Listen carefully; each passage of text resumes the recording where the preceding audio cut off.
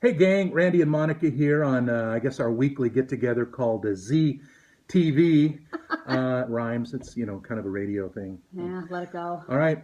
So we're doing this weekly thing where we take a question that somebody emails us or Facebook messages us, and we got an email from a woman who heard us talking about just being roommates early in our marriage and just not connected. And she asked the question, "Hey, we've been married 25 years, um, but we're not connected. We're roommates. It's essentially a loveless marriage. My husband's okay with it. I'm not. What do I do?"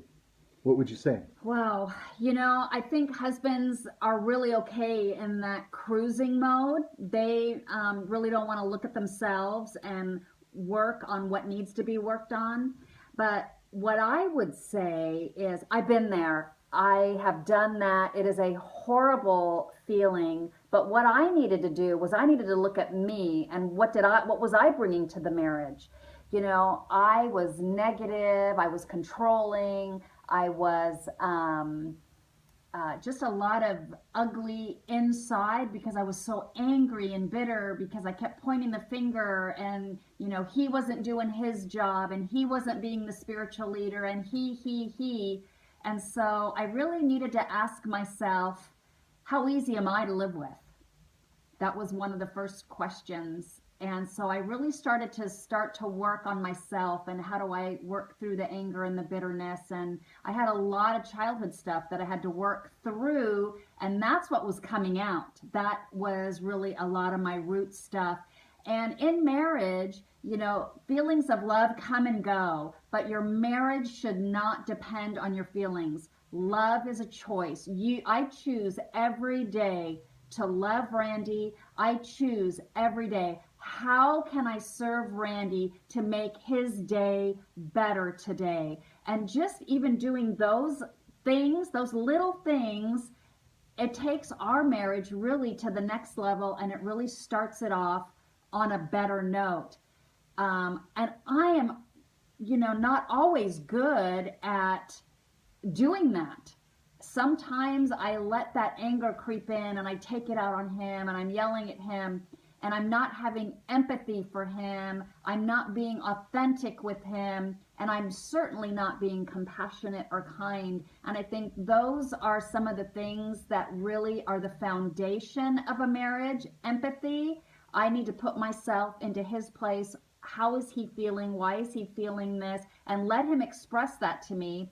And being authentic. I need to express to Randy exactly how I'm feeling, but I also need to do it in a kind and compassionate way, because really that is the foundation of where you start building connection versus just the coexisting in a marriage. The average marriage communicates about 5 minutes a day, believe it or not. And you have to work on communicating. We have to shut everything else out. We have to shut out CNN. We have to shut off our phones. We have Not to. not ESPN, but Oh, yes, yes. oh, okay. And even when you have small kids at home, it's really hard. They're banging at the door and mom, I need, mom, I need. So you need to carve out that time where you can sit down with him and say, how was your day today? Tell me about it. And so the questions that I would ask is, what does my spouse see in me? Is he seeing that kind and compassionate woman? Is he seeing a woman that's authentic and that can express herself in ways to him where he can help her? Um, how are you speaking to him? Is it kind? Or is it you woulda, you shoulda, you coulda, why aren't you, and you're so bad? Think about how you say things, and if it's in that negative connotation, be aware of it and just change it. And then, what do I need to look at to change? Lord, what is it in me that you want me to work on? And that's really where I would start.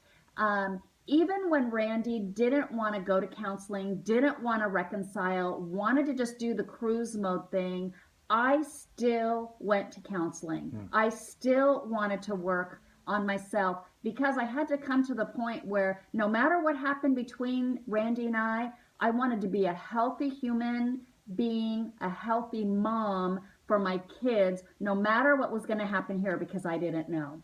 And I was that cruising, not caring,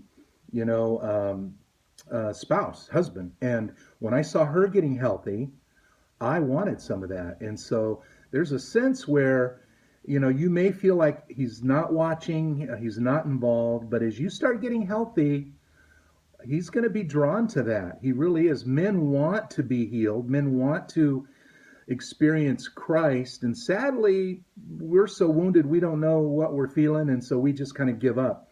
And so don't mistake his kind of not really seeming to be engaged with not caring.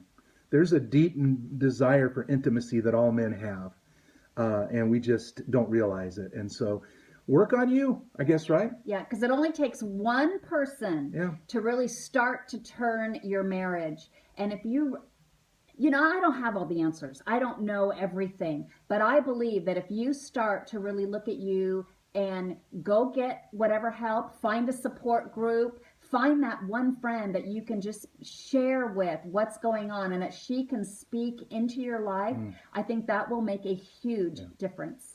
Again, bettermarriagetoday.com, our website, and we'll see you on Facebook or on the radio. It's never too late to live happily ever after. Bye. Bye.